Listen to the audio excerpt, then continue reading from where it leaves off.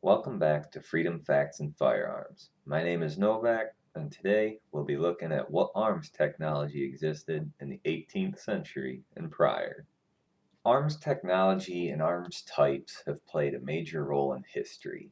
Every generation has had laws made against or for one thing or another for a variety of reasons. Some deemed too dangerous, and others too easy to conceal. Understanding the advancements made throughout history and how society responded to them plays a key role in understanding the types of arms the Second Amendment protects and the arms the founders intended to be protected and used by the people. While I'm not going to give a lesson on each type of firearm, it's important to note the time periods and advancements made to arms throughout history, what existed at the time the Second Amendment passed, and what was available to the people. In English history, firearms had little significance until the 1300s. The matchlock is one of the oldest firearms. It was the most common type of firearm in use in the 1400s. It, however, had many disadvantages. It was useless in the rain and sometimes in damp conditions. In order to be used, the cord would need to remain lit, which gave off a glow and revealed the shooter's location. It was not really good for hunting. Because a burning cord was needed to ignite the powder, it was not a weapon that could be readily used for self-defense. Further, keeping a burning cord or lighting one near gunpowder was somewhat dangerous itself. Sometime around the 1500s, Leonardo da Vinci invented the wheel lock. By replacing a burning cord with a wound-up steel wheel that would strike iron pyrite to create sparks igniting powder, he made a more usable, practical, and efficient firearm. The gun was lighter, could be used for self-defense at a moment's notice, was better for hunting, and worked slightly better in poor weather conditions. It did have its downsides, though. The gun was more complicated, 4 times more expensive than a matchlock, and was more likely to malfunction. In the 1600s, firearms technology advanced again and flintlocks came to be, the Brown Bess being one of the best known examples. The flintlock improved upon the wheel lock by having a flint strike a piece of steel to cause sparks. The flintlock was mechanically more simple, cheaper to produce, reduced misfires by 40%, and had a 26-step reload procedure as compared to a 43-step one by matchlocks. The British were slow to transition to flintlocks, but due to hunting and Indian fighting, the American colonists transitioned much more quickly and also incorporated rifling into their arms, which was critical in America but insignificant in Britain. A well-trained man could fire 5 shots per minute.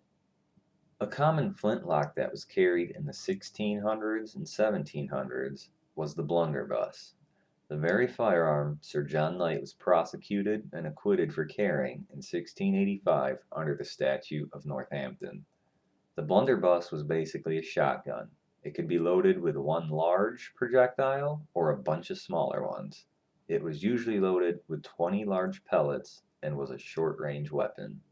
While the vast majority of firearms up through the 1700s were muzzle loaders, breech loaders did exist and had been around since the late 1400s. It wouldn't be until the 1800s that breech loaders, double-barrel shotguns, and repeaters would become much more common. Some of the first known repeaters were the German matchlock arquebus from between 1490 and 1530 that held 10 rounds. King Henry VIII's revolving cylinder matchlock arquebus from around 1580, which held 16 rounds, and the first mass-produced repeater from 1646 was a Danish flintlock that held, drumroll, up to 30 rounds. So much for the argument that 30 rounds is high capacity when the very first mass-produced repeater from 1646 was designed to hold 30. So you may be wondering, if all these multi-shot guns existed for so long, why were they not widely used until hundreds of years later? The answer is that they required extremely skilled gunsmiths to manufacture them. Tolerances much tighter than those of matchlocks, wheel locks, and flintlocks. and they were labor intensive, so they were extremely expensive. These guns were generally only held by the wealthy, but you can be sure their existence was known to the founders and those in America. So the reason muskets were used up through the American Civil War was simply cost. It wasn't financially feasible to equip an army with the best weapons, so they kept the ones that were cheap, reliable, and proven until the situation changed that allowed for upgrades. The same is true today. The US military is not equipped with the best in firearms. The civilian market competition firearms are far superior in performance and accuracy, but cost thousands of dollars, whereas the M4 and M16 the military has used for decades cost just 700. In addition to these more common arms, swords, knives, daggers, hatchets, tomahawks, bayonets, and other bladed weapons were commonly carried, especially by those on horseback. Firearms weren't always the best choice for close quarters combat, and while various types of pistols did exist, they were usually single shot and took too long to reload, making them impractical for close quarter combat and charges. Many people carried anywhere from 2 to 5 pistols or more at once so they could get off multiple shots more quickly if needed. Cannons were also readily available to civilians and armies. Cannons were used both on the ground and on ships. They varied in size from 3-pound cannons to 36-pound cannons, with ranges between 500 yards and 4,000 yards. They also used a variety of shells, from solid iron cannonballs to hot shot, spherical shot, grape shot, chain shot, bar shot, and explosive rounds. A well-trained crew was able to fire 4 rounds per minute. Cannons were owned by regular people that could afford them. It wasn't common because they were extremely expensive to purchase, fire, and generally required a crew to operate. But private ownership was allowed and is still allowed in the US today. There is no license or permit required to own Civil War cannons or older in the US.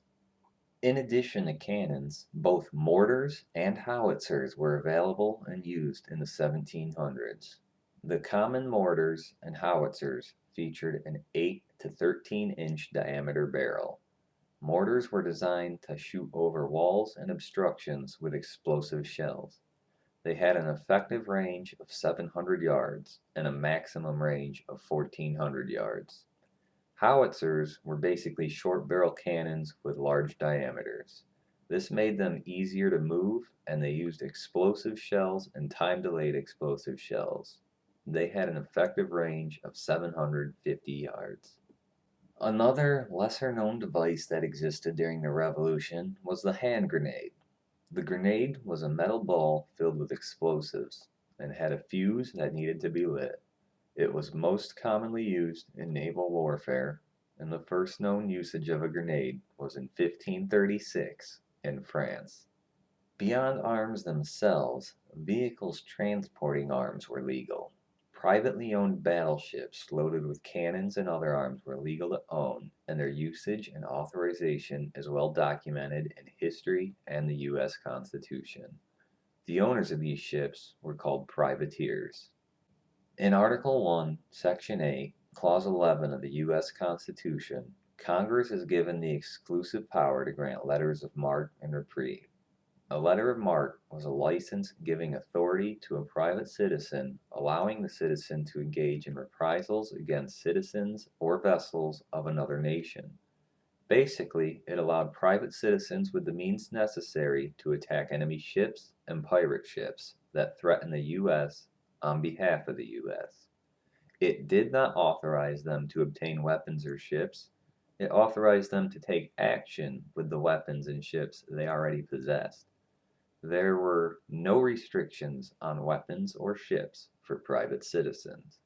These ships consisted anywhere from small 8-ton vessels with a few guns to large 600-ton ships with 26 guns, such as the ship Caesar of Boston.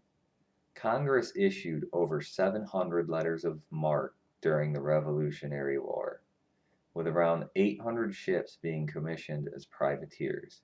These ships played a critical role in the war and are credited with capturing or destroying around 600 British ships. Oddly, there were a couple things that fell under the category of arms that you wouldn't expect. Certain breeds of horses and dogs were classified as arms due to their common uses in hunting and warfare. In England, a law was actually passed at one point prohibiting the people from owning certain breeds of dogs and the majority of horse breeds. So, as you can see, weapon technology and available arms was quite more than what we usually think. It varied from old matchlocks to 30-round repeaters, from cannons to mortars, hand grenades to explosive shells, and horses to warships. A law-abiding citizen was legally allowed to own any type of arm they wanted, as long as they could afford it. There were no restrictions, and the Second Amendment protected everything from swords to firearms to cannons to warships. Thanks for watching this episode of Freedom Facts and Firearms. Join us next time as we finally reach the point of looking at what the original colonial gun laws were in America.